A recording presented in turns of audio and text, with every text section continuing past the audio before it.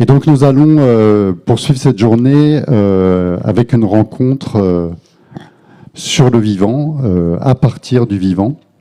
Donc peut-être pendant le confinement, avez-vous vu quelques images étonnantes prises d'un loup s'en donnant à cœur joie sur les pistes de ski désertées, de deux rorquals venus faire un tour dans les calanques de Marseille, de sangliers, de cerfs prenant d'assaut les rues de Barcelone, d'Ajaccio, de pumas faisant de même à Santiago du Chili. Et puis, si vous habitez en ville, avez peut-être vous redécouvert, avez-vous été émerveillé d'entendre à nouveau le chant des oiseaux. Donc ces exemples ont fait dire à certains que la nature reprenait ses droits. D'autres, apparemment, s'étaient lancés dans des fables un peu plus douteuses sur une nature qui se vengerait. Mais ces images et ce ralentissement forcé de nos activités ne doivent pas nous faire oublier que, comme le dit judicieusement Bruno Latour, la crise sanitaire est enchâssée dans ce qui n'est pas une crise, toujours passagère, mais une mutation écologique durable et irréversible dont les effets sont hélas reconnus.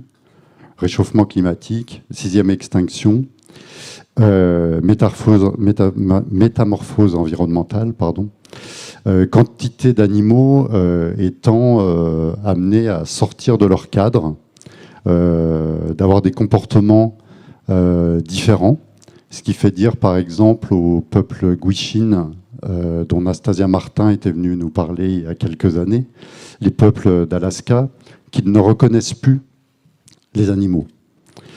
Donc nous allons essayer, pendant cette rencontre, d'interroger notre rapport au vivant, de penser à partir d'un vivant, d'envisager d'autres modes de relation, de voir comment ça peut se traduire politiquement éventuellement. Et pour ce faire, nous avons la chance d'avoir deux penseurs qui nous proposent d'autres formes de récits, d'autres manières de raconter des histoires. On a vu ça avec Charlotte Brive et Guillaume Lachenal hier, de poser d'autres énigmes, en s'affranchissant de très allègrement, en totale liberté, des frontières disciplinaires entre philosophie, éthologie, littérature, écologie des sciences, enquête de terrain, voilà, j'en passe. Et donc deux invités qui sont des fidèles maintenant du festival et que je remercie d'avoir aussi répondu présent pour cette édition rebâtie un peu en urgence. Donc merci à vous.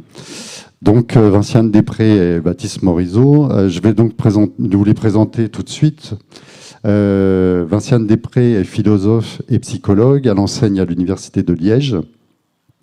Et vous avez publié de nombreux ouvrages sur les animaux et sur l'éthologie, la science de comportement des animaux, où vous vous attachez à montrer comment les savoirs des éthologues, des ornithologues transforment les animaux qu'ils étudient, mais comment eux-mêmes sont transformés par ces savoirs, par ce qu'ils trouvent, parce que les animaux leur amènent. Donc parmi ces ouvrages, je vais en citer quelques-uns. Naissance d'une théorie éthologique, la danse du cratérope écaillé. Quand le loup habitera avec l'agneau, qui vient d'être réédité dans une édition augmentée. Que diraient les animaux si on leur posait les bonnes questions? Et puis, Habiter en oiseau, que vous avez fait paraître à l'automne dernier et dont il va être plus particulièrement question aujourd'hui. Et puis Baptiste Morisot, donc Baptiste est philosophe et écrivain, maître de conférences à Aix-Marseille, avec des travaux qui portent sur la philosophie du vivant, sur la bioéthique, l'éthique environnementale. Donc nous avions reçu, je crois, en 2017, je crois, pour votre premier livre, Les diplomates, comment cohabiter avec les loups sur une autre carte du vivant. Et vous avez publié depuis des récits sur l'art du pistage que vous pratiquez, donc sur la piste animale Un autre livre qui s'appelle Pister les créatures fabuleuses, qui est issu d'une conférence pour les enfants. Et puis dans votre dernier livre, Manière d'être vivant, qui est ici. J'ai perdu le fil, pardon. Vous nous invitez à retisser justement nos liens avec les autres vivants, en rendant justice à leur altérité, à éprouver notre ascendance commune avec eux, dont vous dites qu'ils sont simultanément des aliens et des parents. Donc on verra, vous nous expliquerez ce que vous voulez dire par là. Et donc vous nous amenez à essayer d'imaginer des nouvelles possibilités d'alliance, d'interdépendance avec justement ces parents. C'est une réflexion que vous prolongez dans votre livre que je n'ai pas pris avec moi, voilà, qui s'appelle Raviver les braises du vivant, qui va sortir dans quelques semaines. Mais comme vous êtes des petits vénards, vous pourrez déjà le trouver à la librairie, qui apporte, on va dire, des éléments de réponse pratiques et politiques. Je ne sais pas si vous serez d'accord avec ça, à votre livre précédent. Voilà. Si j'ai dit des bêtises, vous me le dites tout de suite. Donc je disais, en préambule, on a beaucoup entendu, certains ont beaucoup entendu les oiseaux pendant la période du confinement. Vinciane, vous êtes plusieurs fois exprimé par rapport à ça. Diriez-vous que ces chants avaient une signification particulière, qu'en quelque sorte, ils exprimaient un point de vue sur notre situation? En fait, c'est ce que j'ai essayé de rappeler, en quelque sorte, parce que moi, je recevais, au début du confinement, je recevais, et beaucoup de gens, on a vu beaucoup de choses passer. J'ai parlé un peu moins lentement, je suis un peu stressée. Merci à Emmanuel de nous avoir reçus. Merci à ce merveilleux endroit d'être si accueillant. Merci aux bénévoles. Je le fais pour nous deux, hein, Baptiste. Merci à ceux qui nous logent et qui nous font à manger et tout et tout. Je reprends. En fait, c'était une façon pour moi de ne pas négliger quelque chose qui m'apparaissait être toujours récurrent quand on parle de notre relation aux animaux. Ce que je veux dire par là, c'est que je recevais plein de mails, je recevais des documents audio, je voyais passer sur Facebook le fait que les gens disaient « Ah, mon Dieu, on entend les oiseaux chanter ». Je parle des urbains et des citadins. Et je me disais ouais, c'est formidable, c'est génial. Et j'ai reçu des chants, j'ai reçu des photos, c'était bien. Et les gens disaient, regardez maintenant qu'on a le temps, maintenant qu'on est moins harcelé, maintenant qu'on est à nos fenêtres, à nos balcons, maintenant qu'il y a du silence, on entend de nouveau les oiseaux. Et moi, ce qui m'ennuyait dans cette histoire-là, c'est que, d'une certaine manière, ça ramenait de nouveau les choses à nous. Et s'il y a bien quelque chose que j'ai appris avec Bruno Latour, notamment, c'est j'ai essayé d'apprendre avec les scientifiques comment ne pas désanimer les êtres, les créatures avec lesquelles on entre en relation. Les bons scientifiques, il n'y a pas besoin de réanimer le vivant, il n'y a pas besoin de le réenchanter, il suffisait de ne pas le faire avant. Et les bons scientifiques que moi j'ai rencontrés n'ont pas désanimé les animaux. Je veux dire, le premier scientifique avec lequel j'ai travaillé, il travaillait avec des oiseaux appelés les passereaux d'Arabie ou cratéropécaillés. C'était fabuleux, parce que ces oiseaux étaient dotés ce qu'on appelle l'agentivité, d'action, etc. Et donc pour moi, c'est extrêmement important. Donc je me disais, on va accepter le fait que, en effet, le silence nous permet de les entendre. On va accepter le fait que on est peut-être moins pris dans des routines idiotes. On va accepter le fait d'être à nos fenêtres et tout, c'est important. Mais il faut surtout aussi se demander, mais tiens, les oiseaux, comment est-ce qu'ils participent au fait qu'on les entende? Et depuis lors, j'ai réfléchi en me disant, tiens, mais qu'est-ce qu'on essaye de faire? Alors, eh bien, j'ai proposé à ce moment-là de dire, eh bien, les oiseaux se sont mis sous la protection du virus. Ce qui me permet de faire un petit pas de côté, comme le propose Guillaume Lachenal, et comme ils l'ont magistralement montré hier, et Charlotte Brive, c'est-à-dire trouver des récits qui ne soient pas des récits d'éradication et qui ne nous poussent pas à avoir un rapport éradicateur avec le monde, qui ne soient pas des récits guerriers, qui ne soient pas des récits avec des métaphores... bon, passons. Et ce petit pas de côté, j'essaye de le faire aussi. Et donc dire, ben, les oiseaux se sont mis sous la protection du virus, ça m'obligeait en même temps à penser, bon, ben, et quand le confinement sera fini, et que le virus ne protégera plus les oiseaux, qu'est-ce qui va se passer?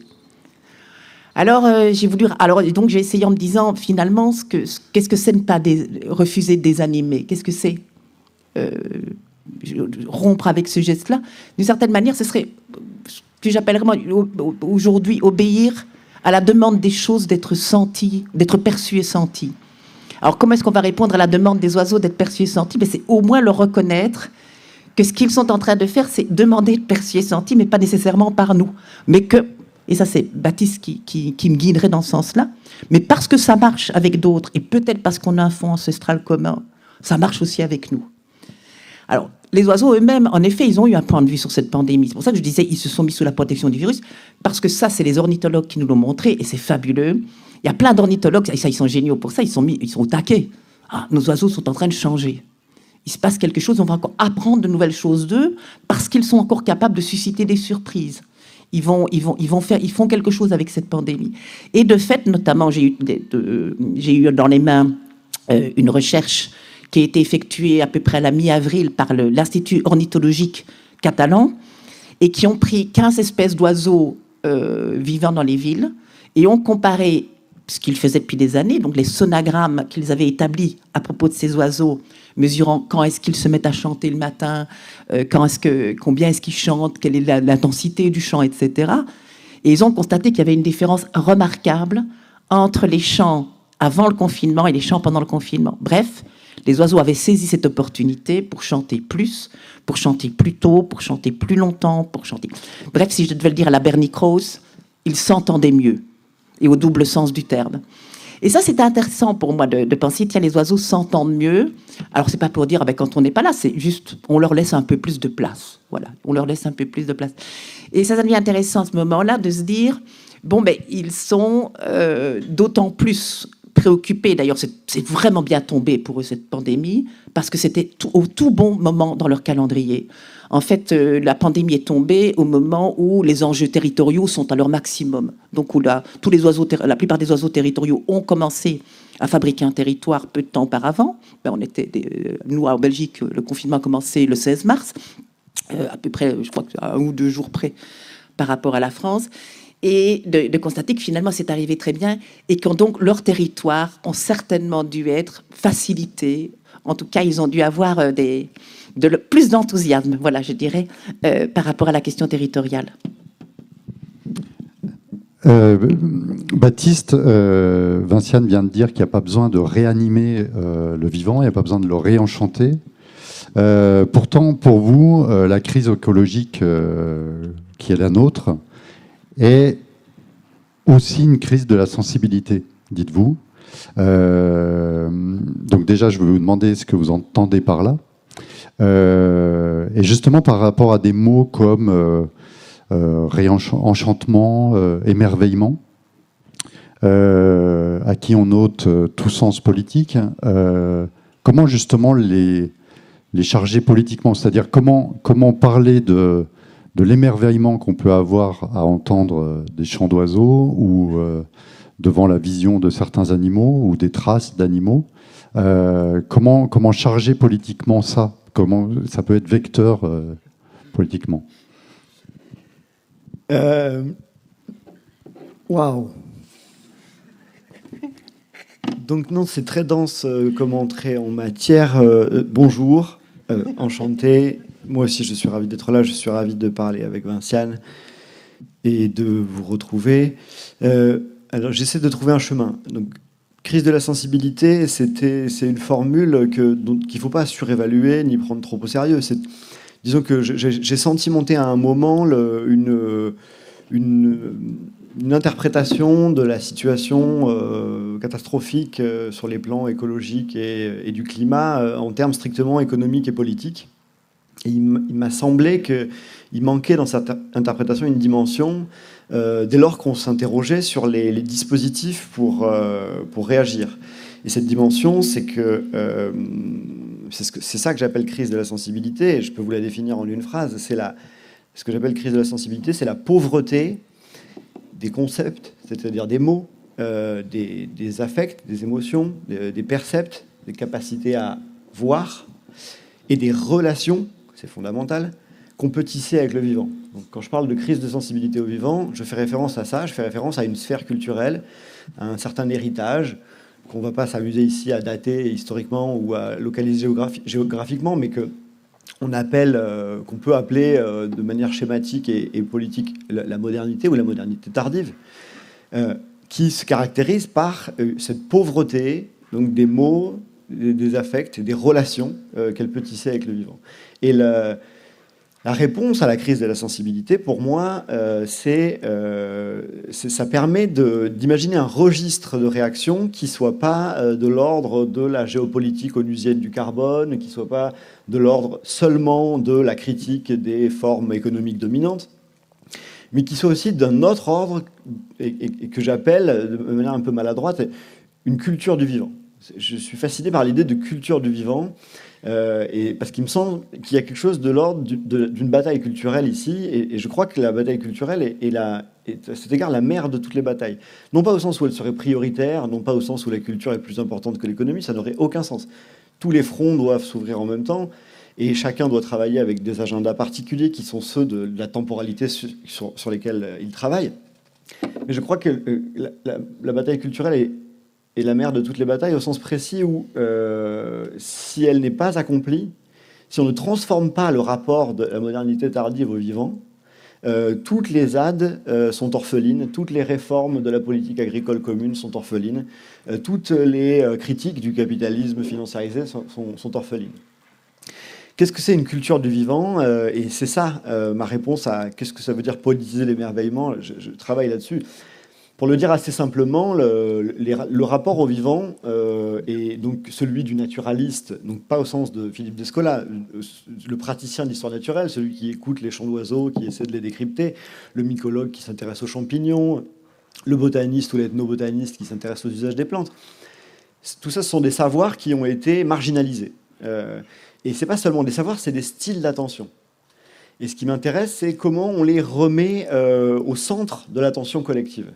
Donc une culture du vivant, c'est pas simplement une série de contenus culturels, c'est pas simplement une série de savoirs. Bien évidemment, nous avons infiniment besoin des savoirs biologiques, mais nous avons besoin d'en faire autre chose. Il y a ce paradoxe à l'égard des savoirs biologiques de la tradition naturaliste, qu'en même temps, sans eux, vous ne pouvez pas accéder à l'intimité d'une chauve-souris ou d'un champignon. Mais le style d'exposition dont ils héritent, quand ce ne sont pas les savants de Vinciane qui n'ont jamais désanimé, ces styles de savoir sont souvent désanimants. On a tous essayé, enfin on est beaucoup à avoir essayé de s'investir dans un guide naturaliste qui décrit des plantes, des champignons ou des oiseaux, et il faut regarder les choses en face, c'est ennuyeux à mourir. Il y a un problème réel, c'est que c'est ennuyeux à mourir. Les items qui sont choisis pour décrire ne font pas justice au prodige, parce qu'il y a un prodige. J'aimerais bien en parler à un moment, mais je ne peux pas en parler tout de suite. J'en parlerai après. Donc, qu'est-ce que c'est une culture du vivant? Une culture du vivant, c'est arriver à faire trois choses. Je donne un exemple de ce que c'est qu'une culture, parce que la définir conceptuellement, c'est pas évident. Par exemple, on parle d'une culture de l'hospitalité dans les peuples de l'Asie centrale. On parle d'une culture de la Révolution. En France, on a une culture de la Révolution. C'est très intriguant, une culture de la Révolution. C'est pas simplement qu'on connaît les dates. C'est qu'en fait, on a une multiplicité d'imaginaires qui sont ambivalents à l'égard de ce phénomène. Et c'est aussi que, et c'est le premier point, c'est quelque chose qui est important dans le monde commun. C'est quelque chose qui nous empêche de repousser le motif de la lutte, le motif de la transformation sociale radicale dans le décor. C'est quelque chose qui nous empêche de le stigmatiser ou de le négliger. Donc une culture du vivant, ce serait déjà ça. C'est un dispositif culturel pluriel, riche de toute une série de connotations, de savoirs, de récits, qui forcerait l'importance. Et pour le dire par parenthèse, en fait, c'est ce qui se passe ici. Regardez, c'est quand même assez fascinant. Moi, ce qui s'est passé hier pendant le dialogue sur le virus m'a fasciné. Donc on a une anthropologue et un historien qui devraient nous parler des humains. Ils devraient nous parler des humains, c'est écrit sur leur fiche de poste universitaire. Et en fait, ils vous parlent avec un savoir extrêmement fin, dans lequel ils ont fait justice au savoir biologique, de micro-organismes, et c'est normal, on trouve ça très intéressant, ce sont des acteurs parfaitement légitimes. Et ici, on parle d'oiseaux, c'est normal de parler d'oiseaux. On est entre primates sociaux, normalement, les primates sociaux, depuis quelques millions d'années, ont une petite tendance à être très intéressés essentiellement par leurs congénères et les histoires de pouvoir, les histoires de famille et les histoires de sexe. Et ici, non, spontanément, on va essayer de pousser dans le champ de l'attention de primates sociaux et des virus et des oiseaux et des loups et des tilleuls. Et on ne sait pas trop ce qu'on va en faire, mais en fait, on les pousse là. Ils sont là, on les met au devant de la scène. Je dis encore 2 mots là-dessus, pardonnez-moi, je suis trop long, mais je ne sais pas où je vais. Ce qui m'intéresse dans cette sorte de culture du vivant, premièrement, c'est ça. Ça donne de l'importance. Deuxièmement, et ça c'est fondamental, c'est pas des savoirs séparés. On ne va pas mettre les virus, les oiseaux et les loups là en disant bon, regardez, on a ajouté un item dans le champ de la culture générale. Non, ces éléments se réticulent à tout ce qui faisait notre monde commun.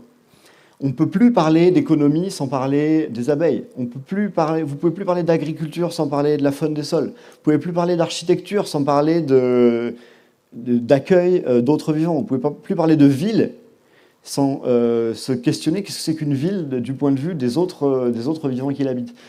Donc, ça fait rentrer quelqu'un dans le champ de l'importance collective et ça le réticule à tout ce dont on avait fermé les portes et les fenêtres. On avait fermé les portes et les fenêtres de l'agriculture, on avait fermé les portes et les fenêtres de l'agriculture, on ouvre et ça rentre. Ok, c'est deuxième point d'une culture du vivant. Et troisième point, et ça, je ne sais pas encore exactement ce que ça veut dire, mais je pense que ça veut dire quelque chose. C'est que ça nous fait devenir autre chose, comme individu et comme collectif. Et quand vous faites rentrer quelque chose de neuf, un pan du monde ou du cosmos dans une culture en lui donnant de l'importance et en le réticulant à ceux dont vous aviez fermé les portes et les fenêtres, vous devenez autre chose, comme collectif. Et je crois qu'il faut devenir ça, je ne sais pas ce que c'est, pour réagir à cette crise de la sensibilité. Vinciane, je présume que vous êtes d'accord avec ce que vient de dire Baptiste, bien entendu. Est-ce que, pour rendre justice, justement, j'aimerais que vous nous exposiez comment vous avez mené l'enquête pour ce livre « Habiter en oiseau », de dire un peu, pour les gens qui ne l'auraient pas lu, comment vous avez pratiqué. Votre éditeur il qualifie votre démarche d'une écologie des idées. C'est quoi une écologie des idées ?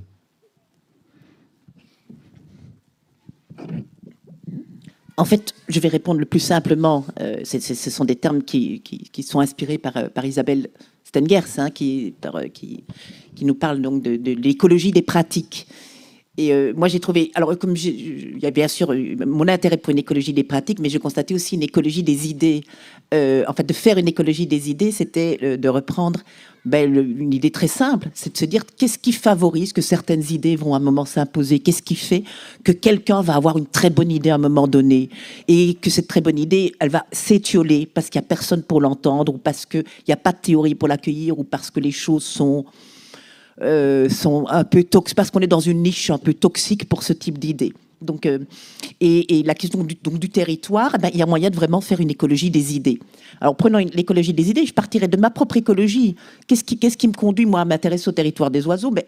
Il y a plein de choses dans la niche écologique. Il y a le fait qu'un jour, j'entends un merle, et moi, j'avais déjà entendu des oiseaux, mais d'un seul coup, je ne sais pas pourquoi, je suis bouleversée. C'est un matin de printemps. Est-ce que c'est... je ne sais pas ce qui se passe. Est-ce que je suis particulièrement attentive au printemps ? Est-ce que ce sont mes hormones ? Dieu sait.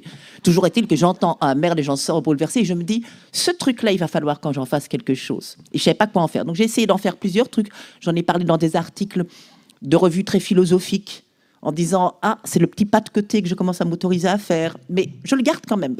Et puis, il y a Stéphane Durand qui me dit, tu as écrit un bouquin sur le chez-soi des animaux, pourquoi tu ne le fais pas sur le territoire ? Je dis, moi, ça ne m'intéresse pas trop. Je n'ai pas lu grand-chose d'intéressant. J'avais lu Lorenz. Je n'ai pas été vraiment emballée par les théories qu'il proposait.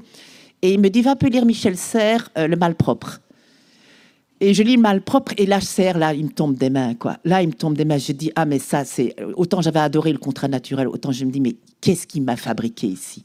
Et qu'est-ce qu'il fait Serres dans ce livre ? Il dit un truc comme le tigre pisse aux abords de sa niche, le chien chie sur son territoire, etc. Et l'humain, c'est la même chose, il pollue et salir pour s'approprier. Et je me dis, mais qu'est-ce qui me fabrique ? Est-ce que c'est comme ça qu'on voit le territoire ? Est-ce qu'on fait des animaux, des petits propriétaires bourgeois, jaloux, etc. Et je me suis dit, j'ai pas trop envie de commencer cette recherche parce que si c'est pour tomber de trucs comme ça, moi, je vais m'embêter. Et en plus, je suis très mauvaise dans la critique. je suis ennuyeuse, je ressemble à Jiminy Cricket, quoi. Bon, donc, je me dis, je suis pas sûre que je vais aller, mais allez, on essaye quand même. Et j'avais envie d'essayer en me disant, si je trouve autre chose, il y a quand même quelque chose qui m'intéresse, c'est que je venais de lire le livre de Sarah Van Uxem, La propriété de la terre, qui est un livre magnifique sur comment refabriquer du droit en s'inspirant de la tradition juridique pour penser et donner des cadres juridiques et des cadres de pensée aussi au commun, où elle propose par exemple d'inscrire le droit comme la propriété, le droit de la propriété comme un droit qui parlerait de la manière d'habiter les lieux et les choses. C'est très joli. Je suis amie avec le groupe Serge Gudwirtz qui travaille beaucoup sur les communs, bref. Donc je me dis, est-ce que je pourrais pas trouver chez les oiseaux quand même quelque chose qui nourrirait cette imagination des communs? C'est important pour moi, pas chercher des modèles. Les modèles de la nature, on sait ce que ça peut produire. Hein. On peut produire des modèles aussi bien pour l'esclavagisme que pour la naturelle subordination des femmes. Donc c'est pas des modèles. On peut chercher de l'imagination comme l'anthropologie nous apporte des multiplicités de mondes. Et donc j'ai commencé, et là en fait j'ai eu une très belle surprise, c'est que d'entrée de jeu, les chercheurs étaient les ornithologues du début du XXe siècle. Le premier ornithologue que je vais lire historiquement, qui est le premier à avoir publié un travail scientifique sur le territoire, enfin, c'est pas tout à fait le premier, mais c'est le premier qui a ouvert le terrain, qui a fait que plein de scientifiques vont s'engouffrer dans ce nouveau domaine de recherche, est extrêmement attentif à ne pas considérer le territoire comme une propriété privée et à mettre plein d'attention en disant attention, c'est pas du tout la même chose que chez nous les humains, ça n'a rien à voir. Et pas parce que les ornithologues ont peur de l'anthropomorphisme, ils en ont très peu peur. C'est ça qui est intéressant. Autant les primatologues ont peur de l'anthropomorphisme, autant les ornithologues n'en ont pas très peur, parce que comme il y a justement une grande différence. Et parce que ça, c'est Baptiste qui me l'avait vraiment rappelé, heureusement que tu me l'avais rappelé, parce qu'ils ont l'habitude d'être comparatistes, parce que les oiseaux, c'est pas une espèce. Donc, ils ont tout le temps à faire. Quand ils passent d'un oiseau à un autre, ils savent qu'ils passent d'une espèce à une autre, alors que c'est très ressemblant. Et donc, ils sont tout le temps dans la comparaison. Et la question de l'anthropomorphisme ne les gêne pas beaucoup. Donc, s'il dit faites attention, c'est pas du tout une question d'anthropomorphisme. C'est parce que je crois qu'il était déjà attaché à l'émerveillement que suscitait son objet. Parce que c'est émerveillant. Un oiseau territorial. Et pourquoi c'est émerveillant? Parce que ça chante, parce que c'est beau, parce qu'il y a une dépense d'énergie absolument invraisemblable. Buitending disait, l'oiseau chante beaucoup plus que ne devrait le permettre la sélection naturelle. Enfin bref, parce que c'est spectaculaire, parce que c'est très beau. Et donc j'ai commencé à chercher, puis je me suis rendu compte qu'en effet, il y avait des théories très intéressantes et d'autant plus intéressantes que ces théories n'entraient pas nécessairement en controverse sur le mode de la compétition, comme souvent les théories pour une espèce donnée en éthologie, c'est-à-dire une hypothèse vient pour supplanter une autre, pour lui donner tort, pour dire non, mais finalement, il y a une espèce de compétition. Et la compétition, c'est important, je pense. Il y a une espèce de compétition entre les hypothèses qui fait que elles fonctionnent par exclusion les unes des autres. Alors qu'avec les oiseaux, une nouvelle théorie, c'est une nouvelle façon de décrire, une nouvelle façon de faire territoire. Et donc, il y a des théories, elles s'ajoutent. C'est par addition, c'est très jamesien, ce terrain-là. Et puis, je me suis rendu compte qu'en fait, certaines théories qui allaient apparaître, alors je vais aller très vite ici, qui allaient apparaître dans les années 60 et qui sont extraordinairement inventives, vraiment des très belles théories, qui disent le territoire, en fait, c'est une création de voisins. Vous voyez ces oiseaux prétendre à peu près, oui, des batailles terribles à ce qu'on appelle les frontières, qu'on va d'ailleurs rebaptiser périphérie. En fait, ces batailles, ce sont des simulacres. Il n'y a jamais de blessés. Dans 90% au moins des cas, et c'est plus en fait, il n'y a jamais de changement de propriétaire. Bref, il y a plein de constats qui vont être faits.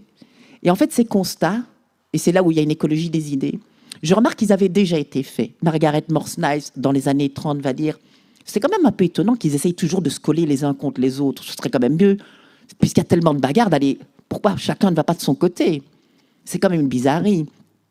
Certains vont dire on va constater il n'y a jamais de blessés. Pourquoi des bagarres aussi féroces s'il n'y a pas de blessés? Il y a peu de dépossession territoriale. Pourquoi? Allez, bon, les premières fois, on peut essayer, d'accord, mais à la 150e fois, on devra quand même finir. L'oiseau n'est pas idiot, il va finir par comprendre que ça sert à rien, ou ça sert peut-être pas à ça. Et en fait, c'est intéressant, c'est qu'il va falloir plusieurs années, jusque dans les années 50-60, pour que tous ces éléments qu'on avait constatés qui contredisaient l'idée que le territoire, c'est un petit lieu qu'on protège quand même contre autrui, que c'est un problème quand même de défense d'un espace, pour que toutes ces idées arrivent à être mises ensemble pour pouvoir produire une nouvelle théorie, c'est-à-dire une théorie qui ne supplante pas les autres, mais qui ajoute une dimension communautaire à la fonction territoriale. Et Fischer dira, non, Fraser Darling, un ornithologue que j'aime particulièrement, dira, en fait, un territoire, c'est quoi? C'est 2 points d'intérêt. Un point central où vous faites votre nid et où vous pouvez parader, la parade étant hyper importante, et le nid, il faut le protéger. Donc, c'est normal qu'il faille un territoire relativement surveillé autour. Et une périphérie où il y a de l'ambiance, une périphérie où il se passe des choses. Ce qui fera dire à mon doctorant, finalement, ce qu'on appelle les frontières du territoire, ce sont des dispositifs d'enthousiasme, puisque les oiseaux, ils vont chercher la bagarre. Et pourquoi est-ce qu'ils vont chercher la bagarre? Parce que c'est leur mode de socialité. C'est comme ça qu'ils restent en contact avec les autres. Je vais un peu vite. Et donc, je parle d'écologie des idées en disant, tiens, mais par exemple, qu'est-ce qui fait qu'on n'a pas pu, alors qu'on avait tous les éléments, qu'est-ce qui fait qu'à un moment donné, cette sauce prend et donne une théorie intéressante, passionnante et différente des autres, et qu'est-ce qui fait qu'elle ne pouvait pas prendre? Bon, mais par exemple, alors là, on est dans l'écologie des idées, parce que dans la niche écologique des théories de l'éthologie, l'importance de l'agressivité, de la compétition et de la rareté des ressources est telle qu'il est difficile d'imaginer de mettre ces éléments ensemble pour penser que les territoires ne seraient peut-être pas aussi compétitifs et que l'agression serait peut-être de purs simulacres pour pouvoir faire du spectacle. Là, je vais un peu vite. Alors justement, par rapport à toutes ces manières de faire territoire, d'habiter, vous avez fait référence à Sarah Van Huxem. Vous dites que l'oiseau possède son territoire parce qu'il est possédé par lui. En fait, qu'il approprie son existence aux dimensions que propose le territoire. Et ça, c'est une question commune à tous les deux. Bon, ça, on connaît chez les mammifères qui marquent leur territoire et qui sont marqués par lui en se roulant dans la boue, en se frottant à l'écorce des arbres, en s'imprégnant de l'odeur d'un territoire. Donc, comme Baptiste, je sais que vous n'avez pas envie qu'on parle trop du pistage dont on a déjà parlé lors de vos précédentes venues. Mais malgré tout, j'aimerais avoir votre regard par rapport à ça. Et un parallèle sur la manière dont les oiseaux marquent leur territoire par le chant. Est-ce que vous diriez, par exemple, que le chant est une extension du corps de l'oiseau, en fait? C'est moi qui dois répondre ou c'est lui? Je vous lance. Non, moi, je n'ai aucune compétence sur la territorialité des oiseaux, donc ce serait plutôt toi. Oui. Mais je pense que c'est parce que si j'ai proposé cette idée, d'abord c'est parce que j'étais inspirée très fortement par von Uxküll, qui disait très clairement que le territoire, c'est une extension du corps de l'animal, d'une certaine manière. Alors là, tu reprendras sur le marquage, etc. Comment est-ce qu'on étend son propre corps dans l'espace? Et je m'étais demandé, tiens, et les oiseaux, comment ils font? Parce qu'ils marquent très peu, les oiseaux. Ils sont très peu dans l'odeur, ils sont très peu dans les marques, etc. Ils sont plutôt dans une exhibition en temps réel. Hein, le chant, etc. Et puis je me suis dit, mais qu'est-ce que c'est que le chant? C'est quoi chanter? Chantal devrait peut-être pouvoir m'aider ici, parce que moi, j'y connais rien. Je parle là. Si vous m'entendez chanter, vous comprendrez d'ailleurs à quel point il vaut mieux que je continue à ne rien y connaître. Mais il y a quelque chose quand même qu'on pourrait dire du chant, et j'avais pensé à ça à propos. Deleuze, d'ailleurs, en parle très bien, hein, que la musique, la musique, elle je reprendrai une définition qu'on avait donnée de la poésie, c'est l'art de faire bouger les corps à distance. D'ailleurs, marcher au pas est un des risques de cet art-là, ou d'être victime de cet art-là. Et quand j'avais pensé à ça pour les gens chanter sur leur balcon pendant le confinement, je me disais, tiens, ils font bouger les corps des autres à distance et leur propre corps en rythme, parce que c'est des accordages de rythme. Et donc, je pensais, avant cette histoire, eh bien, finalement, est-ce que le chant... Est-ce qu'il ne faut pas le voir dans une vraie matérialité? Donc, pas tellement dans... Oui, bien sûr, il est éphémère, mais est-ce qu'il n'y a pas... Je vais parler un peu comme James. Est-ce qu'il n'y a pas un stuff au chant, un matériau, un tissu? Est-ce que le chant que l'oiseau produit, est-ce qu'il n'est pas beaucoup plus matériel, épais, concret que ce que nous-mêmes, quand on n'est pas chanteur comme moi, et peut-être que quelqu'un qui chante me dirait, mais c'est ça aussi, et que d'une certaine manière, le chant couvre un espace comme un tissu recouvrirait un espace. Et Deleuze parlait d'ailleurs et Guattari parlait dans Mille plateaux de créer un mur du son. Et moi, je disais, mais c'est pas tellement un mur, parce que le mur, ça va nous remettre de nouveau dans des questions de périphérie, de frontières, etc. Moi, je voyais plutôt comme un tuilage. Mais tuilage, c'est pas encore très bon, parce que c'est plus flexible. Donc, c'est un peu comme une espèce de grosse couverture qui étendrait le corps propre, puisqu'il vient de l'intérieur, où l'intérieur et l'extérieur sont totalement brouillés, où l'intérieur devient extérieur et s'étend jusqu'à des limites possibles. Il faudrait peut-être d'ailleurs se poser la question, est-ce qu'il y a un rapport entre la puissance du champ et l'extension du territoire? Est-ce que le champ va vraiment jusqu'aux limites du territoire? Est-ce que ce n'est pas la limite du champ qui définirait, qui participerait à la définition de ce qui deviendra la limite du territoire, par exemple? Mais ça, c'est purement spéculatif. Et je passe. Parce que chez les mammifères, là, on est dans un autre ordre. Mais en faisant ce truc-là, moi, j'arrive à me dire, tiens, il reste un point commun entre les mammifères. Il y a quand même un point commun qui me permet de penser qu'il y a un tout petit point commun entre les deux territoires, mammifères et animaux. Oui, alors, je veux te dire une petite chose d'abord. Vous voyez, ça, c'est Vinciane qui a inventé ça, là, ce qui est en train de se passer. C'est-à-dire le fait que ce soit suffisamment intéressant pour qu'on bataille avec la langue pour essayer de dire ce qui se passe quand un oiseau chante. Normalement, on devrait... Enfin, je veux dire, on hérite d'une tradition dans laquelle c'est pas nécessaire d'utiliser autant de mots pour essayer de qualifier ce qui se passe. Et en fait, cet espace que Vinciane, à mon sens, a inventé et qu'on est pas mal à explorer, on est nombreux à explorer, c'est un espace dans lequel, ça mérite qu'on multiplie les formulations et qu'on déploie les ressources du langage, les ressources de la création du langage, pour essayer de faire justice à ce qui se passe. Et d'ailleurs, en passant, quand tu dis chez les ornithologues, il y a spontanément cette capacité des théories à s'additionner et pas à s'exclure. Moi, je suis plus sceptique. Je pense que c'est une partie de ton art propre de restituer la capacité de ces approches à se complémenter et à enrichir le comportement de l'oiseau, plutôt qu'à s'annuler mutuellement pour trouver enfin la théorie unique, définitive et déterministe du comportement. Et en effet, c'est des logiques qu'on peut essayer d'appliquer aux autres manières d'être vivant, telles qu'on les trouve chez les mammifères territoriaux. Alors, il y aurait tellement de choses à dire, et en même temps, ce serait pas forcément, fécond. Maintenant, je veux juste dire quelque chose. Je veux réagir à un point qui est Michel Serres, ce texte de Michel Serres, Le Malpropre, qui m'est tombé des mains moi aussi et qui m'a même fait violence. Et je trouve que c'est pas du tout inintéressant cette idée. Donc il faut salir pour s'approprier. Salir pour s'approprier. Alors ça, c'est typiquement... Michel Serres est un grand philosophe, il n'y a aucun problème. Hein. Donc, et justement, c'est une excellente raison d'être très critique à l'égard de certaines de ses facilités, de moments où il s'est trompé, littéralement. Et pour comprendre pourquoi il s'est trompé, alors que cette idée, elle peut nous avoir l'air assez spontanée. Hein. Ah oui, c'est évident. En fait, il faut accéder à ce que c'est que les différences de perspective.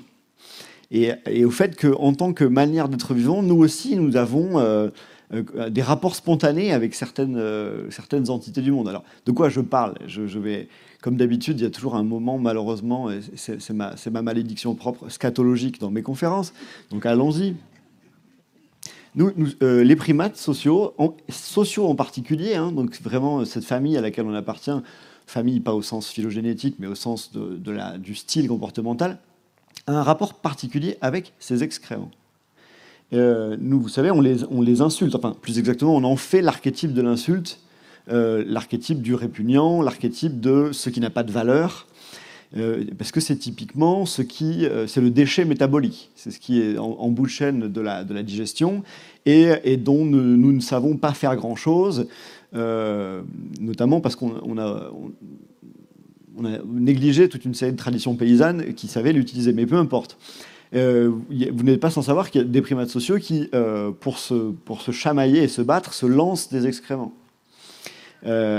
Et donc, on est persuadé qu'en fait, les excréments, c'est fondamentalement, c'est l'archétype du répugnant qui n'a pas de valeur. Mais ça, c'est vraiment un point de vue de primate. C'est même pas un point de vue d'humain, et c'est pas un point de vue biologique sur l'écologie de l'excrément, c'est un point de vue de primate. Parce qu'un carnivore a un rapport extraordinairement différent à un excrément. Donc, bien évidemment, lui aussi, il hérite de la faculté digestive, donc il y a une fonction excrétoire, mais du fait de sa propre évolution et du corps dont il hérite, le corps étant ce prodigieux dispositif qui ouvre des possibilités d'existence, le carnivore a détourné la fonction, une partie de la fonction excrétoire pour faire donc, du marquage, et du marquage extrêmement noble, puisque c'est du marquage géopolitique. Donc, pour un loup, un excrément, du fait que, par toute une série de phénomènes physiologiques que je vais vous épargner, se retrouve marqué d'odeurs qui sont très riches en informations, en savoir sur son identité, la meute à laquelle il appartient, son état émotionnel, son régime, sa disponibilité sexuelle. Et bien évidemment, ces marquages ont aussi une fonction territoriale de réduction de l'agressivité mutuelle entre meutes, des formes proto-conventionnelles ou alter-conventionnelles. Et donc, il faudrait que Michel Serres aille expliquer à un loup qu'un excrément c'est sale. Un loup ne comprendrait vraiment pas. Il dirait mais non, c'est pas plus sale qu'un blason, qu'un marquage de frontières et qu'une carte d'identité.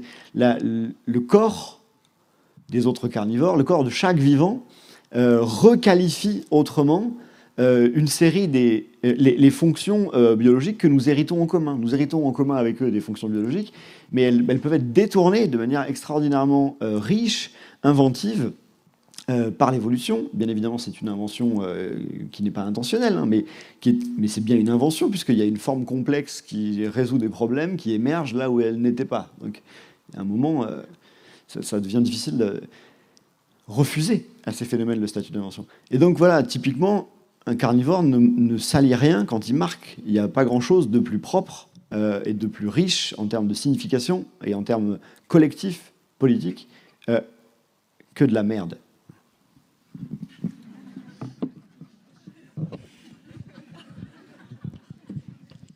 Là, il faut enchaîner.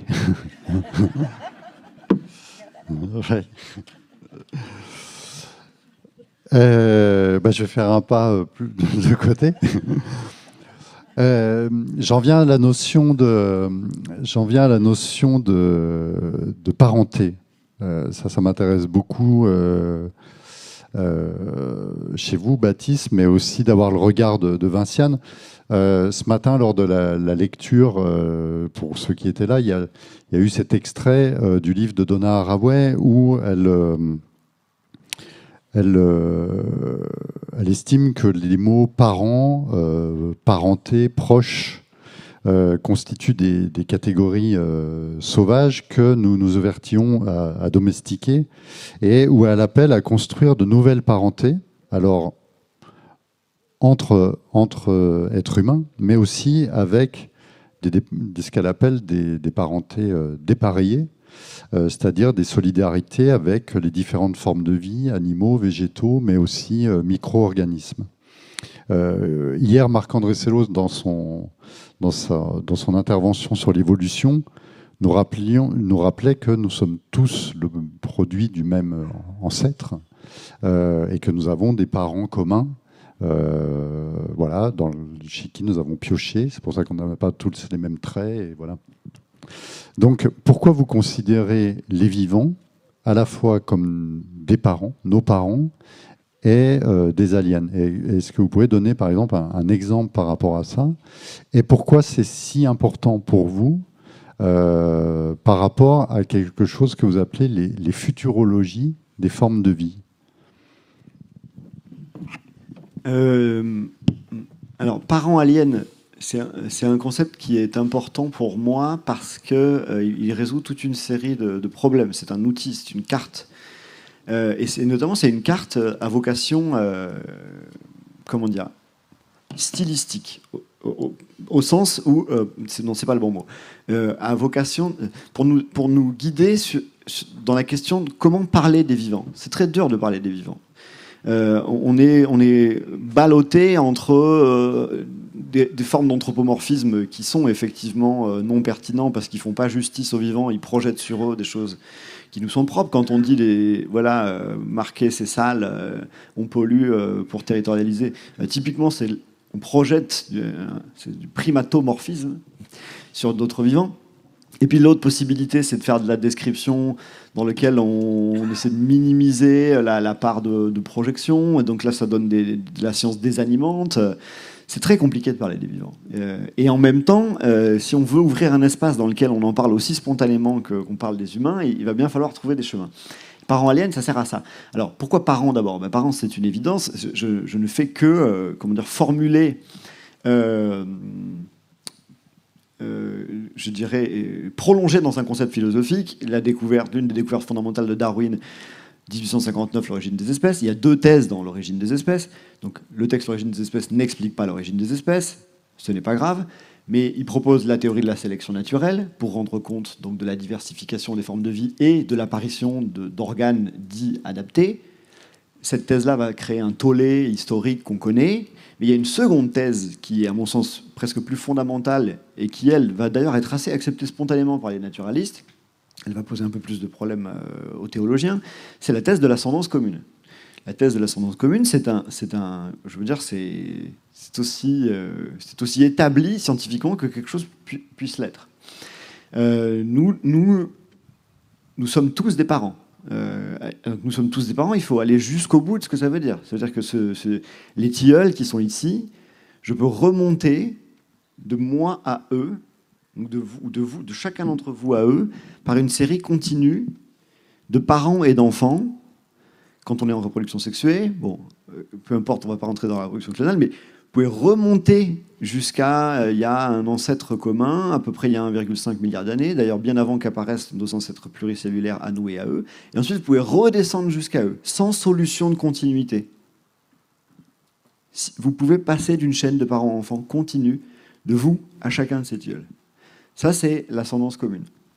Et il faut remarquer le caractère très puissant philosophiquement de ce concept de parenté darwinien. Parce que ce qu'il faut comprendre, c'est que dans l'histoire de la philosophie, le concept de parenté, notamment chez Aristote, mais ensuite dans toute la scolastique, sert à définir votre essence. C'est parce que vos parents sont des humains que vous êtes un humain. C'est parce que votre père est un cheval que vous êtes un cheval. La parenté sert à définir la mêmeté. Elle sert à définir votre appartenance à ce qui vous ressemble. Et chez Darwin, ce même concept de parenté sert à qualifier la relation, non pas avec la mêmeté, mais avec l'altérité la plus absolue.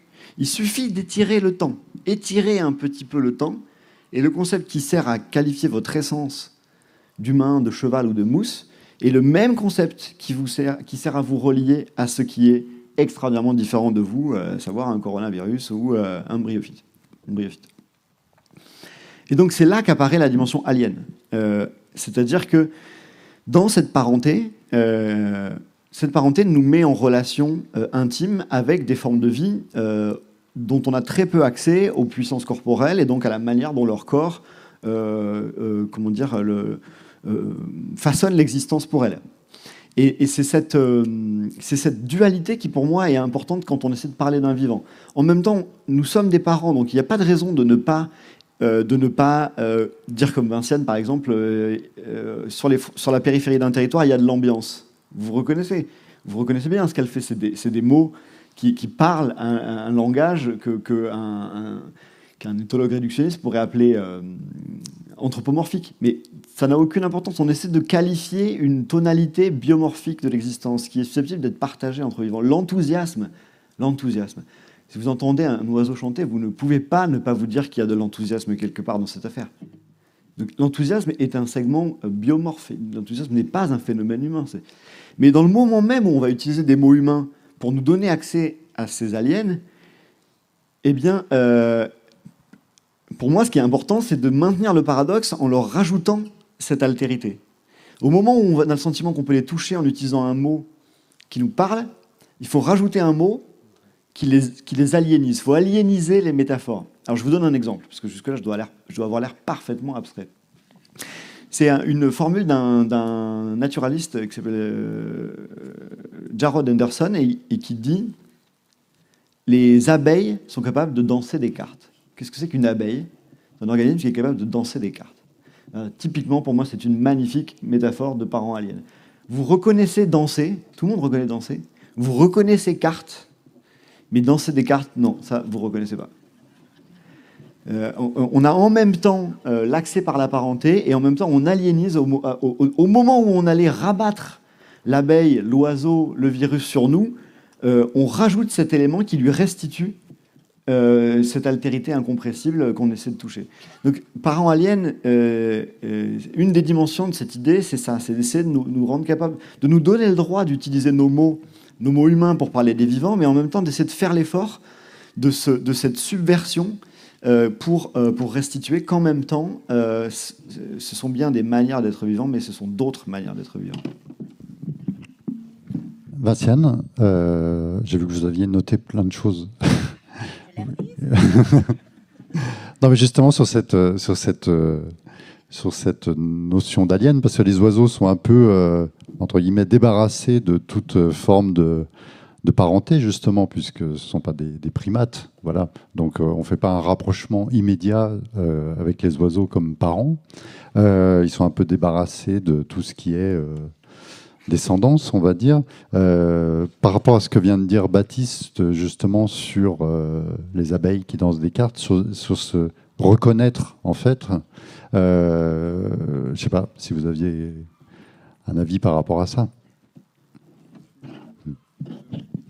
Oui, peut-être, mais j'essaye de voir combien de temps est-ce qu'il nous reste. Pourquoi vous en avez pour une petite heure? Non, parce que je peux parler des archives. Oui. Non, on a beaucoup de temps. Voilà. On en viendra après aux archives. Voilà, c'est des archives dont voilà, en me disant, est-ce que c'est ça? Est-ce que c'est là, Emmanuel, où vous voulez me mener? C'est aux archives? Non? Oui, allez, on y va sur les archives? Parce que moi, ce que j'entends dans ce que Baptiste dit, je pense qu'il y a le fond, d'ailleurs, d'une discussion que nous devons encore avoir sur les récits. J'ai l'impression que c'est ça qui est en jeu. Non, je me trompe, mais bon, ça, c'est une discussion qu'on n'a pas encore préparée, donc on reviendra. Bon, en fait, voilà, ce qui se passe, moi, dans ce que j'entends de ce que dit Baptiste, c'est pour ça que je pensais aux archives, puisqu'on en avait parlé hier, c'est que je me disais, en fait, c'est l'attention de plus en plus soutenue de devoir trouver avec les mots qu'on a, sans devoir en inventer nécessairement. Parfois, on doit en inventer. Il y a par exemple le mot solastologie, que tu reprends, je pense, à Glenn Albrecht, etc.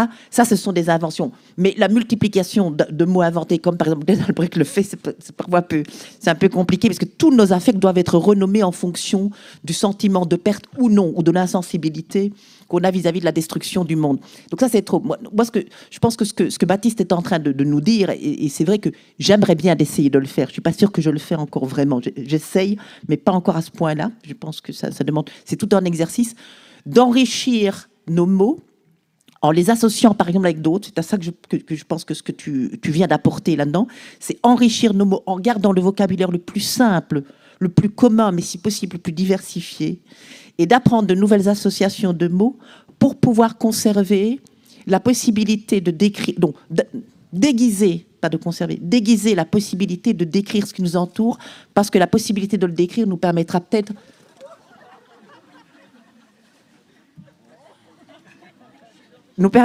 c'était de l'eau, nous permettra peut-être de continuer à les percevoir ou d'apprendre à les percevoir. Et je repense par exemple à, justement, je viens de parler avec lui, le journaliste du Nouvel, qui l'année passée avait parlé avec Mélisse de Kerangal, et sur l'importance, en effet, d'enrichir le vocabulaire ou de préserver ou de renouer avec les mots qui permettent de dire le monde. Et alors, j'ai pensé aux archives, par exemple, je pense à Bernie Krause, puisqu'on va revenir aux oiseaux. Bernie Krause est un bioacousticien, donc quelqu'un qui enregistre des sons du bios, de ce qu'on appelait autrefois la nature, du dehors, comme dit Baptiste, du plein air, du grand air. Et en fait, il a découvert ça dans les années 60. Il était à l'origine très bling-bling compositeur pour Hollywood. Il a fait des musiques de films assez célèbres. Et puis un jour, on lui a demandé à un peu enregistrer des sons dans la nature parce qu'on va les intégrer dans nos disques. Et puis, il a eu une espèce de chemin de Damas sans son cheval. C'était une révélation. Il a dit, mais moi, je ne peux plus faire autre chose. Et donc, il est retourné à l'université, il a étudié la bioacoustique et il a commencé à affiner les technologies et il n'a plus fait que ça. enregistrer des paysages sonores.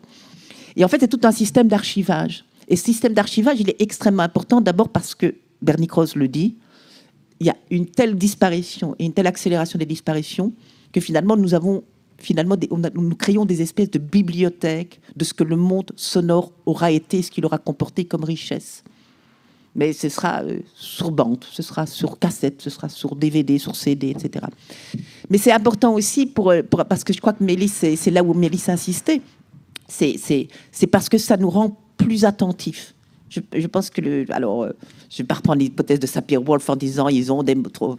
Je sais bien qu'au départ on disait que les Esquimaux avaient on dit plus les Esquimaux, les Inuits avaient 3 mots pour dire la neige, et puis le journaliste suivant c'est devenu 4, et puis c'est devenu 20, et puis après on disait les Esquimaux 120 mots pour dire la neige.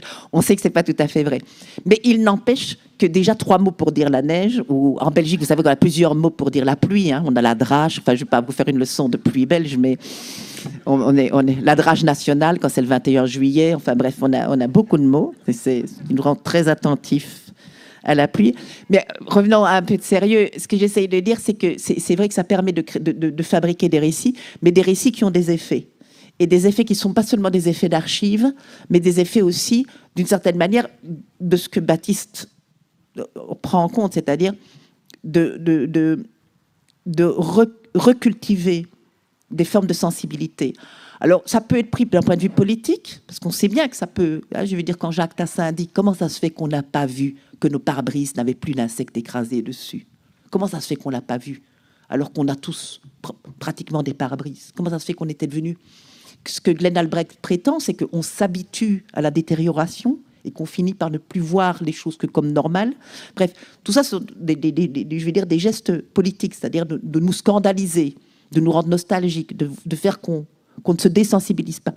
Mais je pense qu'il n'y a pas que du côté politique. C'est aussi peut-être une façon, alors je vais prendre, peut-être un peu audacieux ce que je vais essayer comme pas, mais enfin, il n'y a aucun risque, hein, même si je me casse la figure. C'est que je pense que c'est aussi une façon on rêve toujours de faire se croiser les sciences humaines et les sciences. On rêve toujours d'éduquer, enfin, on rêvait beaucoup plus d'éduquer les gens au goût scientifique, à la culture des scientifiques, et peut-être en effet cultiver des rapports avec ce qui nous entoure, sur le fait d'apprendre à bien les nommer, c'est-à-dire à les nommer de la manière la plus fine, la plus riche, etc.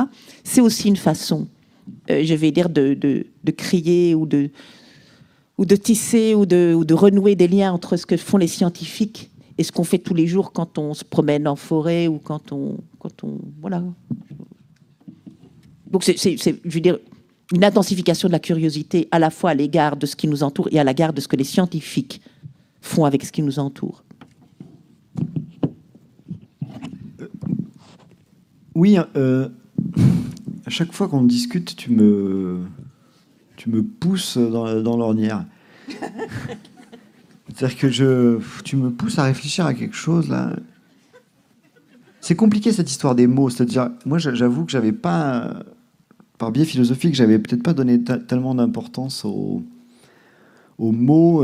D'ailleurs, dans ma définition de la crise de sensibilité, je mets plutôt en scène les concepts, mais en fait, c'est vraiment un biais de philosophe. Et c'est vrai que il y a un espace en fait de parole. On est des animaux de parole. Il y a un espace de parole qui mériterait d'être pris par ça, par la tentative de nommer ce qui se passe et qu'on observe en attention croisée. Et en fait, on le fait tous. On est là, on est dans la cuisine, et le chat fait quelque chose, et on essaie de dire ce que fait le chat.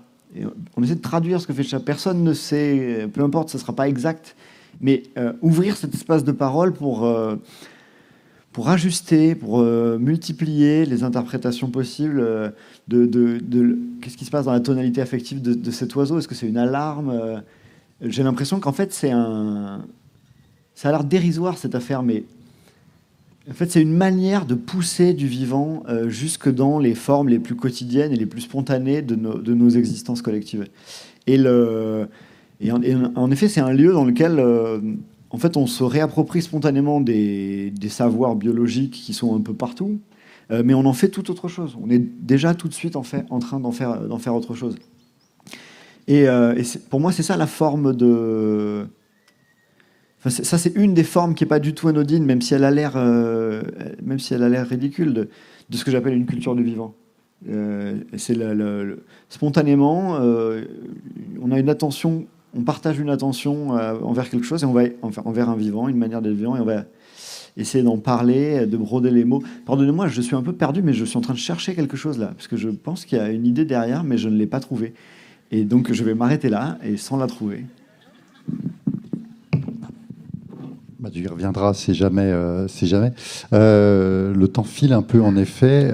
J'aimerais quand même, Baptiste, par rapport à cette question d'archives, de disparition, parce que Bernie Krause dit lui-même que, par rapport au début de son travail, il estime qu'il y a eu à peu près 50% de pertes. En fait, il estime qu'il a perdu 50% de son, en fait, entre le début et maintenant. Pour la petite histoire, il faut savoir qu'en plus, sur la question des archives, Bernie Krause, alors n'a pas tout perdu, mais il en a perdu lui-même une partie de ses archives, puisque la grange où il conservait tous les sons qu'il enregistrait a brûlé. C'était l'année dernière ou il y a 2 ans. Par rapport à cette disparition de ce tissu du vivant qui se déchire, on est confronté à une forme à la fois d'impuissance, de colère, d'un sentiment d'injustice. Et vous dites, Baptiste, qu'il faut inventer des leviers d'action écologique pour retrouver des puissances d'agir. Donc c'est ce que vous faites dans ce livre que je n'ai pas pris avec moi, Raviver les braises du vivant, à partir d'une initiative d'une association qui s'appelle Vercors Vie Sauvage, je crois. C'est pas grave. J'aimerais que vous me parliez de cette initiative et en fait que vous puissiez nous dire en 5 minutes les concepts qui en découlent, les enjeux en fait qui découlent de cette initiative pour vous.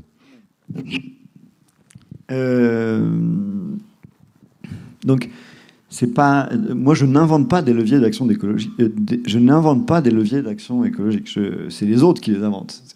Il y a des praticiens. Là, c'est des naturalistes extraordinaires. C'est des spécialistes de la forêt qui travaillent sur la forêt depuis 40 ans, notamment dans une association qui s'appelle Forêt Sauvage, qui a une lettre d'information qui est disponible gratuitement sur Internet, sur le site Forêt Sauvage. Allez voir, c'est extraordinaire. C'est des décennies de savoir. C'est des gens qui défendent le vivant depuis toujours. C'est des gens qui n'étaient pas du tout entendus parce que c'était des écolos hurluberlus, jusqu'à ce que finalement un beau matin le monde se réveille et se dise c'était peut-être important cette affaire.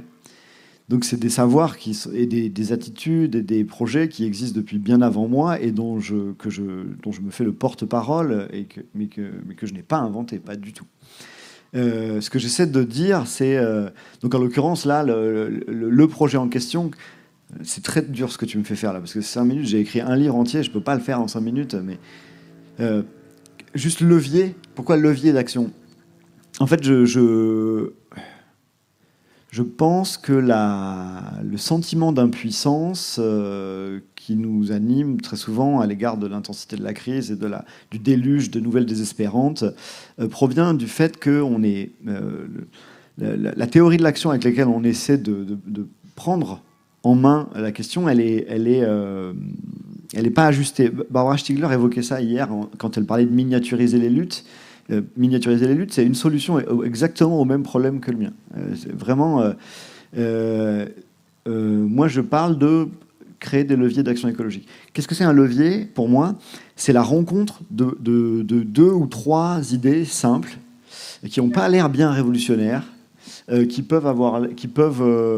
viennent d'ailleurs, mais qui vont prendre ensemble en un point et qui vont permettre de faire levier. C'est-à-dire, qu'est-ce que c'est qu'un levier ? Le levier est un des premiers mécanismes inventés par l'animal humain, et ça permet de rendre commensurables 2 choses qui ne le sont pas. Ça permet de rendre commensurable votre main et un énorme rocher qui vous est inaccessible. Et si vous inventez un levier, et donnez-lui un levier et un point d'appui, et vous vous souvenez, eh bien, vous pouvez agir sur quelque chose qui était trop grand pour vous, qui était inaccessible pour vous. Donc c'est ça l'imaginaire du levier qui m'intéresse. Quel est le levier particulier sur lequel je travaille dans le premier chapitre de ce livre ? Eh bien, c'est la rencontre de 3 idées. C'est la défense de forêts en libre évolution par l'acquisition foncière collective, citoyenne. Donc là, il y a 3 idées. C'est de l'acquisition foncière. Alors, encore une fois, il y a une histoire de tout ça. Les gens qui ont imaginé ça, c'est des naturalistes. Depuis 40 ans, ils essaient de défendre les forêts. Et en fait, ils ont tout essayé. Ils ont essayé de faire des parcs naturels. Il faut 20 ans pour faire un parc naturel. Ça implique des négociations infinies avec la foresterie, les agriculteurs, le pastoralisme, les chasseurs. Et à la fin, il n'y a pas de parc. Ils ont tout essayé. Et puis un jour, ils se sont dit, mais si on achetait la forêt, autour de nous, il y a des forestiers qui achètent de la forêt pour l'exploiter. Si on l'achetait pour ne pas l'exploiter. Voilà l'idée complètement étrange de ces gens-là. On va détourner le droit de propriété privée, qui est un droit qui a été façonné, c'est évident, par et pour les exploitants. Quoi qu'on en pense et quoi que ça fasse, on le détourne pour ne pas exploiter. Première idée. Deuxième idée, le problème, c'est que la propriété privée, c'est dérangeant. Enfin, c'est-à-dire qu'il y a quand même l'idée de jouissance absolue, de jouissance exclusive. Alors, ça va leur permettre de dire, ici, on est propriétaire, donc eh ben, les forestiers, les agriculteurs de l'agrobusiness, les chasseurs, là, vous restez dehors. Mais en même temps, il ne faut pas en faire une jouissance par une personne publique qui s'approprierait de la terre. Donc leur idée, c'est on va désamorcer la toxicité de la propriété privée en disant, eh bien, c'est une association, loi 1901, qui va devenir propriétaire. Et dans une association, c'est pas le directeur, c'est pas le CA qui est propriétaire, c'est l'ensemble des membres. C'est l'Assemblée générale des membres. Et donc leur idée, c'est que tous les donateurs se retrouvent justement dans cette gestion collégiale de ce qui a été acheté. Et le troisième point, c'est qu'est-ce qu'on fait de cette forêt? Et ça, c'est l'idée, à mon sens, grandiose. Rien, mais rien, vraiment rien. C'est-à-dire, il y a un concept positif pour ça, on appelle ça la laisser en libre évolution. C'est-à-dire qu'on la laisse se déployer suivant les lois intimes de l'écologie, de l'évolution, les circulations de la matière, les fontaines d'énergie, l'éco-évolution. On ne l'aménage pas, on ne l'organise pas, on ne la nettoie pas, on ne l'exploite pas. Donc il ne s'agit surtout pas de dire que toutes les forêts devraient être comme ça n'a aucun sens. Il faut continuer à faire de la foresterie. Mais il s'agit de dire qu'il y a un problème quelque part dans une société qui considère qu'aucune de ces forêts ou aucun de ces milieux ne doit être en libre évolution. Et c'est ça, en fait, le sens de ce projet-là. Et donc levier, voilà, en fait, quand on regarde bien sur le terrain, quand on s'intéresse à l'inventivité des praticiens, en fait, il y a énormément de gens qui ont des idées comme ça, qui font ces rencontres improbables qui leur permettent d'ouvrir un espace qui n'existait pas. Cocopelli, le travail sur les semences paysannes, c'est ça. Toute une part des agroécologies, c'est ça. Moi, je travaille avec des paysans qui ont inventé de la paysannerie, qui fait de l'hospitalité proactive pour la vie sauvage au milieu de l'exploitation, c'est ça. Donc ces leviers, ils sont partout. Simplement, la question, c'est comment on les nomme, comment on les profile, comment on leur donne de la visibilité, et comment ensuite on imagine les alliances entre eux. Parce que, en fait, ce livre, c'est fondamentalement un livre sur où sont les vrais alliés et qui sont les ennemis inutiles et qui sont les vrais ennemis. Pardon, ça fait pas 5 minutes. Et je vais juste poser une toute petite dernière question avant de vous laisser la parole, en vous rappelant donc qu'au niveau protocole, ce n'est pas le micro qui vient à vous, mais c'est à vous de vous déplacer. Donc il y a 2 micros de chaque côté. Et puis vous faites comme d'hab, vous levez la main et puis on vous désigne pour que vous alliez au micro. Mais j'aimerais juste finir, Vinciane, justement par rapport aux mots qu'on emploie, par rapport à manière de qualifier notre époque, et puis aussi par rapport à ce qu'a évoqué, ce que vous avez évoqué tout à l'heure par rapport à Bernie Krause, la question du son. Donc notre époque qui est régie par en fait une vulnérabilité mutuelle en fait entre les humains et les vivants est désignée par différents termes. Donc on connaît celui d'anthropocène, d'autres préfèrent celui de capitalocène. On avait eu Anna Tsing l'année dernière qui nous avait expliqué le mot que je ne vais pas arriver à prononcer. Voilà, merci. Et donc, on va revenir à Dana Haraway encore et toujours, qui propose elle, de l'inscrire sous le signe de phonocène, pour, dit-elle, en finir avec les dictats à la fois de l'anthropose et du capital. Donc, question à Vinciane, mais Baptiste peut répondre. Qu'est-ce que cela implique à vivre à l'ère des sons de la Terre? Puisque c'est ça, le phonocène. Alors, en fait, elle en parle dans une interview qu'elle a donnée au Monde pour Catherine Vincent. il y a quelques mois d'ici, où elle a évoqué le phonocène, hein, c'est de là que je tirais le mot. En fait, elle dit à un moment donné dans cette interview, en fait, Toulousaine, qui est le nom dont elle baptise l'époque, pour échapper notamment à l'anthropocène, à la dénomination anthropocénique, dont elle dit que finalement, anthropos, il est tellement paroissial, je cite ces termes dans Le Monde. En fait, ce qu'elle veut, c'est alors elle dit, à un moment donné, elle dit aussi, c'est que tous ces termes ont leur efficace. Tous ces termes sont des prises qui nous permettent à la fois de penser et d'agir.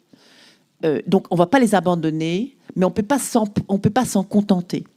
Et donc, elle va proposer, avec un humour qui la caractérise, le Toulousaine, Ch'toulou étant une petite araignée, et donc qui fait référence à la fois à des êtres avec de multiples pattes, voire des tentacules, la force de la terre, et bon, des choses comme ça, au réseau, au jeu de ficelle. Je pense qu'il y a vraiment tout un imaginaire. Bon. Et puis, dans l'interview donc au Monde, elle dit, mais peut-être que j'aurais dû, pour être plus entendue, appeler plutôt que cette époque toulousaine, j'aurais peut-être dû l'appeler le phonocène. Et l'ère du son et l'ère des grondements de la terre, l'ère aussi des forces sous la terre, et de la musique, peut-être même de la musique cosmique, ça c'est moi qui ajoute. Et en fait, comme elle ne s'expliquait pas à ce sujet-là, je me suis dit, c'est une bonne occasion, on va pouvoir l'explorer, on va pouvoir prendre là, et ça c'est quelque chose qu'on peut faire avec Donna Haraway, qui est absolument fabuleux avec elle, c'est que Donna Haraway, elle tend, c'est ça le jeu, les string figures, le berceau du chat, de Cat's Cradle, le jeu des ficelles, c'est qu'elle tend des fils et nous on peut les prendre, et c'est merveilleux parce qu'on est, on peut vraiment aller avec ces fils et faire des trucs, aller spéculer, imaginer, jouer, parce que c'est toujours très ludique ce qu'on peut faire avec Donna Haraway. Et donc moi je me suis dit, mais je prends phonocène et j'essaye de voir qu'est-ce que ça signifierait vivre à l'ère du phonocène. Et je ne peux pas encore vraiment le dire, je veux dire, entendre un chant de merle et décider d'en parler, c'est une façon de vivre dans l'ère du phonocène. S'inquiéter en période de confinement du fait que finalement on vit dans tellement de bruit qu'on n'entend pas les oiseaux, ou que les oiseaux vivent dans tellement de bruit qu'ils sont obligés de s'époumoner, ou bien qu'ils la ferment tout simplement parce qu'ils sont fatigués. C'est aussi une façon de vivre dans le phonocène. Mais je pense qu'il y a encore de multiples façons d'explorer. Et voilà. Et voilà. Et voilà.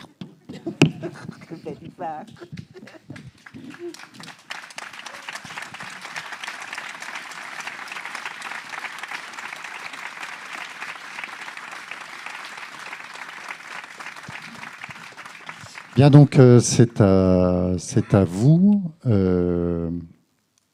Une question, Alexis. Merci beaucoup pour votre intervention. Mais alors, avant de poser une question, je voulais juste faire un petit point scatophile et rendre justice au caca. Parce que c'est une affaire qui me concerne, qui nous concerne aussi avec Charlotte Brive notamment, puisqu'on travaille un peu sur ce qu'on appelle la transplantation fécale. Et que le caca est devenu, à des tas d'endroits, en fait, aujourd'hui, quelque chose d'hyper intéressant. Enfin, on fait des banques de caca, littéralement. Donc, on stocke du caca pour soigner des gens. Aussi, et pour sauver, comme la Sébastien, tu parlais d'archives. Donc, on archive les sons, mais on archive aussi aujourd'hui les cacas de peuples qu'on suppose qu'ils vont disparaître. Alors, c'est extrêmement problématique. Là, j'y vais très vite et je veux rester peut-être léger dans le ton. Donc, je ne vais pas évoquer ce point-là. Mais en fait, tout ça, c'était pour dire que, après, il y a aussi les boues urbaines du 19e siècle, tu vois, en Occident. En fait, donc ce commentaire, c'est aussi faire une remarque, parce que je pense qu'on peut aborder le caca et notre rapport au caca comme un rapport très situé historiquement et géographiquement. Et il y a un très beau texte d'un historien australien qui s'appelle Warwick Anderson, qui parle du colonialisme de l'excrément et qui montre très bien comment les projets coloniaux sont notamment passés par une disqualification du caca des corps colonisés, en remarquant que dans le caca du corps colonisé, il y avait beaucoup plus d'espèces que dans le caca des Blancs. Et cette richesse en biodiversité était un signe de disqualification, était de sous-civilisation, de sous-évolution des peuples que l'on colonisait. Donc là, il y a plein d'histoires, en fait, à partir desquelles on peut, je pense, penser et réfléchir, cette multispécificité du caca, comme une manière, en fait, de décoloniser nos rapports au monde dans lequel on vit. Donc voilà, ça, c'est le petit commentaire caca. Maintenant, j'ai une question pour Baptiste. Je voulais savoir comment tu te débrouillais avec le dernier exemple que tu as. Moi, je ne t'ai pas lu encore dans le dernier bouquin. Le dernier exemple que tu donnais sur le réensauvagement. l'expression la libre évolution de la forêt. En tant qu'historien de l'environnement, moi, ça me rappelle, enfin, je ne peux pas en tout cas, comment dirais-je, dissocier ça, enfin, ne pas entendre ça comme aussi un projet qui est un projet moderne, en fait, avec l'invention des parcs aux États-Unis et cette manière, d'une certaine façon, de rejouer une dichotomie assez forte entre, d'une côté, une nature sauvage, sans hommes, et de l'autre, les hommes. Et il y a William Cronon qui a bossé là-dessus, notamment, enfin, je sais que tu connais tout ça. Hein. Donc, moi, j'aimerais juste savoir comment tu te débrouilles, pourquoi tu dis cet exemple-là comme un bon exemple, en fait, comme un bon levier écologique, alors que, à mes oreilles, et je pense aux oreilles de pas mal d'historiens de l'environnement aussi, on a beaucoup de mal à ne pas y voir précisément un projet moderne qui a participé d'un éloignement de ce qu'on appelle nature, des affaires humaines, et à l'idée que l'on pouvait, à certains endroits, protéger, fabriquer des sortes de réserves, et du coup, continuer à détruire par ailleurs. Donc, en fait, bien évidemment que je connais tout ça depuis des années, et c'est vrai que moi je suis assez peu attentif au paradoxe parce que justement, pour moi, ce ne sont pas c'est pas des représentations, ce sont des projets de terrain, et donc le fait que ça sonne aux oreilles de quelqu'un qui a une culture, une littératie écologique comme des choses problématiques. Pour moi, c'est secondaire parce que moi, je suis dans la forêt en question et je vois à côté ce que c'est que la plantation d'épicéas et je vois ce qu'on essaie de faire avec la hêtraie sapinière ici. Et donc, dans un premier temps, pour moi, c'est c'est pas un problème c'est pas un problème de représentation. Dans un second temps, je suis obligé de tomber là-dessus. Donc, je vais essayer de te répondre de manière ce que je fais dans le livre. Bien évidemment, il y a un concept de réserve tel qu'il a été inventé dans la tradition nord-américaine et qui est, on va dire, l'archétype du rapport moderne à la nature, parfaitement dualiste, et qui est en plus, qui hérite directement du capitalisme nord-américain, avec un projet très simple. On exploite aveuglément 99% du territoire, on l'extrait, on le pressure, et on sanctuarise absolument 1%, le reste, comme bonne conscience pour se donner le droit de détruire. Ok. Ça, c'est le projet. C'est ce que l'histoire environnementale a compris du sous-texte des réserves. Et donc aujourd'hui, on dit c'est dualiste, finalement c'est le revers de la pièce capitaliste, donc c'est mal. Et là, on dit donc ne faisons pas de réserve.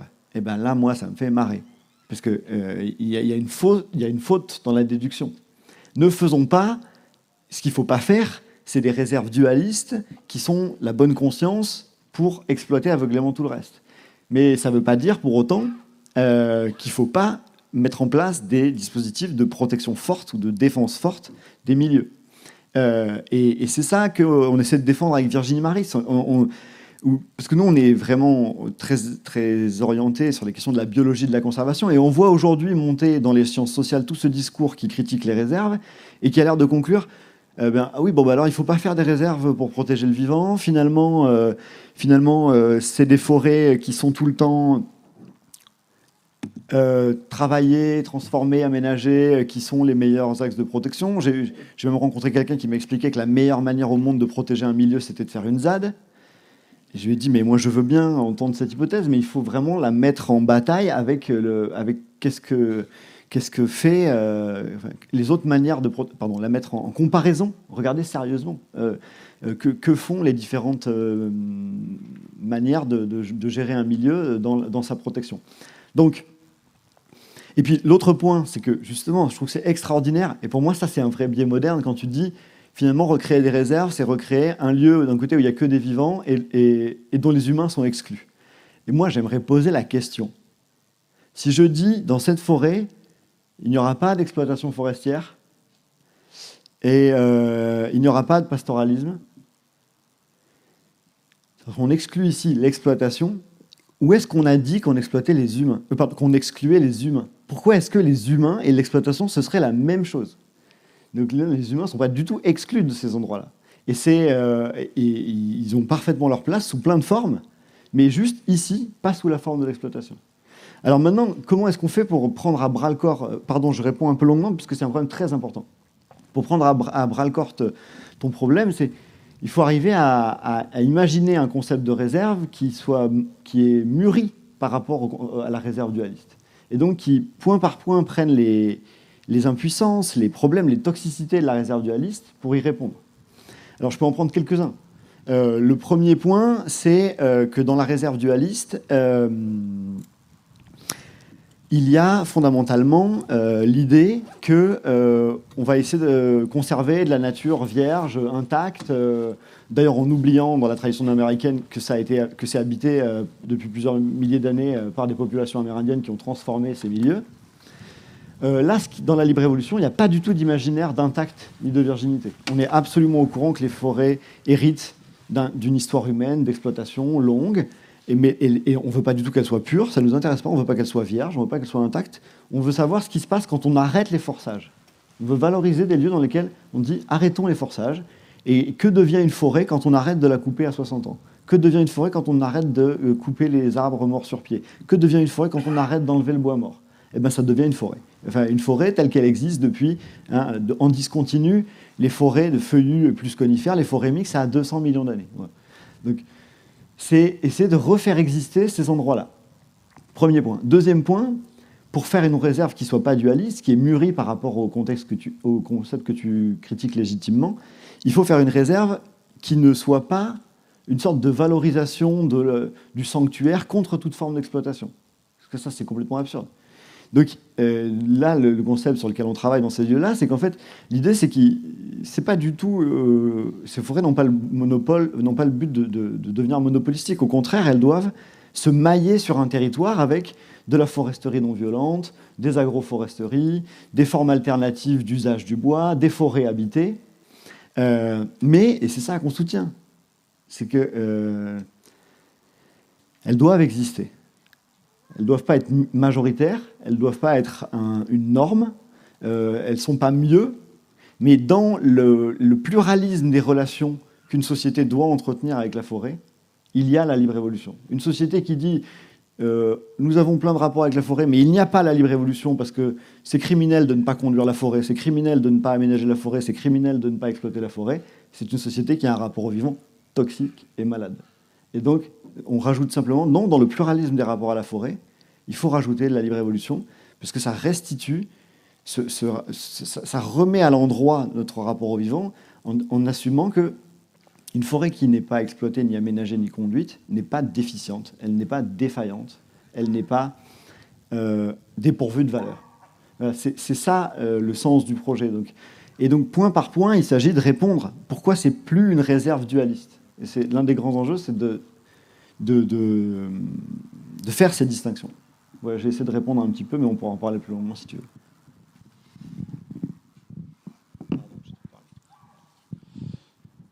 Bien, s'il n'y a pas d'autres questions, on va les manger.